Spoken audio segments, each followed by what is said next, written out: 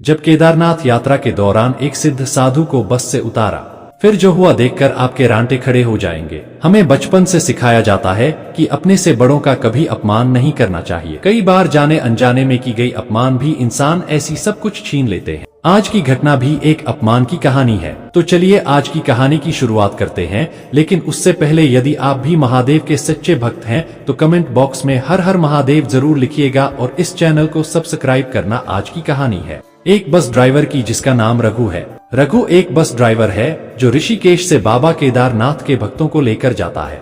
ऋषि से केदारनाथ तक पहुंचाने का काम रघु का है और यह काम पिछले 25 सालों से करता रहा। उन्होंने अपने जीवन की एक ऐसी घटना के बारे में बताया जिसे सुनकर अच्छे अच्छे लोग डर जाते हैं। तकरीबन 15 साल पहले हमेशा की तरह रघु ऋषिकेश से श्रद्धालुओं को लेकर केदारनाथ जा रहे थे। उस दिन रघु के बस में उनका दोस्त कंडक्टर किसी कारणवश नहीं था, तो एक दूसरे कंडक्टर को अपनी मदद के लिए रघु ने साथ ले लिया। ऋषिकेश के सभी श्रद्धालु बस में चढ़े और बाबा केदारनाथ की भक्ति में लीन होते हुए नाचते गाते सफर तय किया। केदारनाथ आने में आधा घंटा बचा था। ऊंची पहाड़ियों पर जब बस जाने लगे तो एक बूढ़े ऐसे सिद्ध पुरुष साधु ने बस को रुकवा दिया।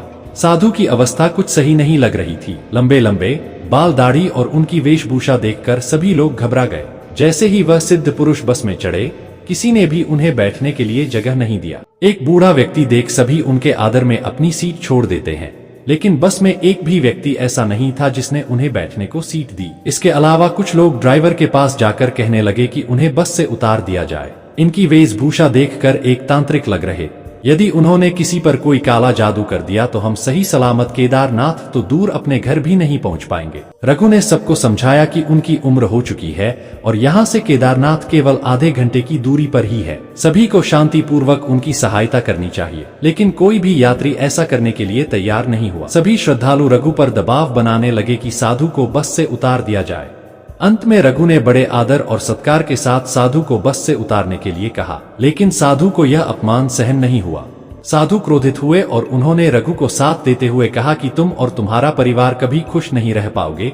तुमने आज मुझे इस बस से उतारा है, तुम जानते नहीं हो मैं कौन हूँ और इसकी सजा तुम्हें जरूर मिलेगी। 11 करके तुम अपने परिवार को खो दोगे। साधु की बात सुनकर रघु काफी घबरा गया। रघु ने साधु से माफी मांगी, लेकिन फिर भी एक बार जो अपमान साधु को महसूस हो गया। उन्होंने दोबारा रघु की बात सुनी ही नहीं और केदारनाथ की तरफ चले गए। रघु को काफी बुरा लग रहा था। उसने भी अपने बस केदारनाथ की तरफ आगे बढ़ाई। रघु जैसे ही श्रद्धालुओं की बस को लेकर केदारनाथ पहुंचा, उसे खबर मिली कि उसके पिता का देहांत हो गया है। यह सुनकर रघु के पैरों तले जमीन खिसक गई। वो श्रद्धालुओं को छोड़कर भागता हुआ अपने घर पहुंचा। अपने पिता की लाश देखकर फूट फूट कर रोने लगा। महादेव से लगातार वह माफी मांग रहा था और कह रहा था कि उसने साधु का जानबूझकर अपमान नहीं किया। उसने अपनी यह सारी बात अपनी पत्नी को बताई। रघु की पत्नी ने उसे सांत्वना दी और कहा कि इस बात को इतना दिल से न लगा। रघु के पिता की तबीयत वैसे भी खराब थी। साधु के श्राप से कुछ भी नहीं हुआ। रघु थोड़ी देर के लिए तो मान गया, लेकिन उसके मन में साधु की बातें लगातार। 2 दिन बाद वह फिर श्रद्धालुओं से भरी बस केदारनाथ के लिए लेकर रवाना हुआ। अब की बार जब रघु केदारनाथ पहुंचा तो उसे फिर से घर से खबर मिली कि उसका सबसे छोटा भाई मिथिलेश छत से गिर गया और उसकी मौत हो गई। यह खबर सुनकर रघु बहुत डर गया। वहीं जमीन पर बैठकर फूट फूट कर रोने लगा। उसके दोस्त कंडक्टर ने उसे सलाह दी कि जिस साधु ने उसे श्राप दिया है वो उसे ढूंढकर उनसे माफी मांग ले, शायद महादेव सब कुछ ठीक कर दे। रघु ने वही किया। केदारनाथ में पागलों की तरह रघु साधु को ढूंढने लगा। 6-7 घंटे ढूंढने के बाद रघु को पता लगा कि साधु एक सिद्ध पुरुष है जो पिछले 50 वर्षों से भगवान केदारनाथ की आराधना करते हैं। पंडित जी ने बताया कि यह जो साधु है यह मंदिर के पास ही एक गुफा में अपने महादेव जी की आराधना करते हैं। रघु भागता हुआ साधु के पास पहुंचा। साधु ध्यान में लीन थे। रघु जाते ही साधु के कदमों में जाकर गिर गया और साधु से माफी मांगने लग गया। बोला कि मुझसे गलती हो गई। साधु ने बोला कि तुमसे यह अनजाने में गलती हुई है, और साधु ने जब अपनी आंख खोली और उससे कहा कि अनजाने में हुई गलती को भगवान भी माफ कर देते हैं।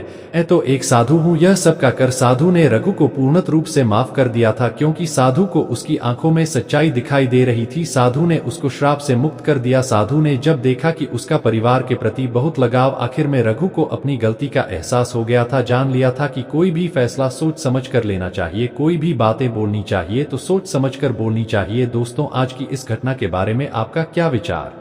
कमेंट बॉक्स में जरूर बताएं दोस्तों। केदारनाथ या फिर जिस भी स्थान पर हम दर्शन करने जाते हैं। वहाँ के लोग साधु संत हमारे लिए बहुत ही महत्वपूर्ण होते हैं, हमें उनका सदैव सम्मान करना चाहिए। दोस्तों, वीडियो अच्छी लगी हो तो लाइक करें और चैनल को सब्सक्राइब करें। मिलते हैं अगली वीडियो में, जब तक के लिए हर हर महादेव।